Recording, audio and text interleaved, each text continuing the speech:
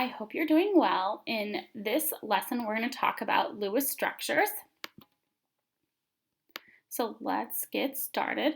All right, so Lewis structures are a simple way to represent an element. But before we start, if you don't remember how to find the number of valence electrons using the periodic table, you'll want to take a few minutes to review that topic or go back and rewatch that video. So, what is a Lewis structure? A Lewis structure is just a simplified model to represent just the valence outer electrons of an atom. We're not doing the protons, we're not doing the neutrons, and we're not doing all of the electrons. We're simply just doing the valence or the outermost electrons. This is important because these are the electrons that are used for bonding. So they are the ones that combine with other metals or other nonmetals, and they create all the products or things that we eat today. So what are the steps for writing a Lewis structure? The first thing you want to do is always write the symbol for your element. So this is where all your element quizzes and studying of the periodic table come in handy. The second thing you want to do is determine the number of valence electrons. Remember, the group number is very helpful for this. Anything in group 1 will have 1, group 2 will have 2. We are going to skip over the middle part. Group 13 will have 3, 14 will have 4, 15 will have 5, and so forth.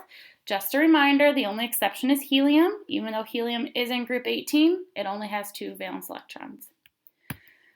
The third step is you want to start on the right and draw the electrons in a counterclockwise around the element symbol. So, what does that mean? You're going to put one dot here, one dot on the top, one on the left, one on the bottom, and then you can start doubling up. Each side must get one dot before it can have a partner. It's kind of like when passing out cookies or pizza. Everybody gets one slice or one cookie before you can have 2. So what does this look like? All right, so if X were our element symbol, this is just an example. There is no element with X. If it had 1 valence electron, we would put 1 on the right. If it had 2, we would put 1 on the right and then 1 on the top. If it would have 3, we would keep going around.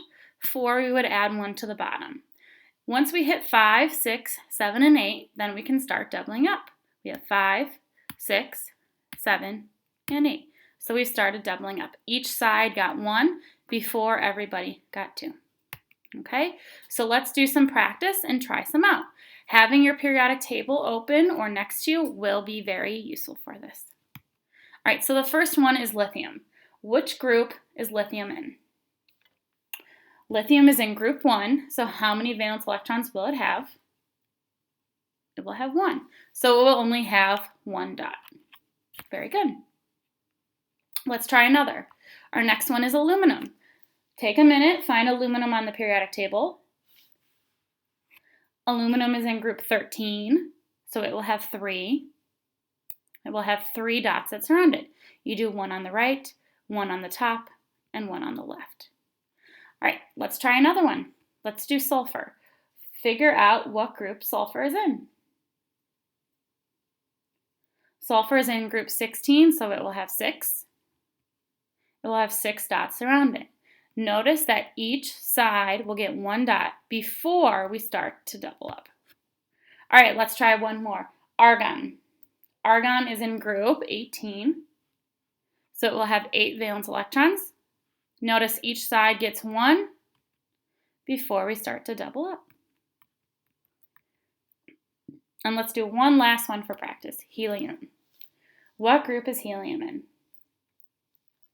If you said 18, you are correct. How many valence electrons will it have? 2. It will have 2 valence electrons. Helium is always the exception to the rule. Even though it's in group 18, it can only have 2 valence electrons. So it has 1, 2. Okay. All right, some important things to remember. This does not work for the elements in groups 3 through 12 in the middle. We will cover that in another unit. 8 is the maximum number of valence electrons. You cannot fit more than 8 dots around that.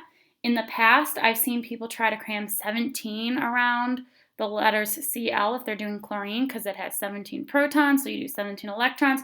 So they try to cram 7 dots all in it. That doesn't work. You can only have 8. These are the electrons that are used for bonding and joining with other elements, okay? These electrons are the ones that will be used for bonding later on. One other thing that I want to point out, when you go to do your dots, I'm going to jump back to argon. Notice there are 2 on each side. They are not all lumped around one corner. We have them evenly spread out. Okay? If you have any questions, please let me know, and don't forget to do your practice.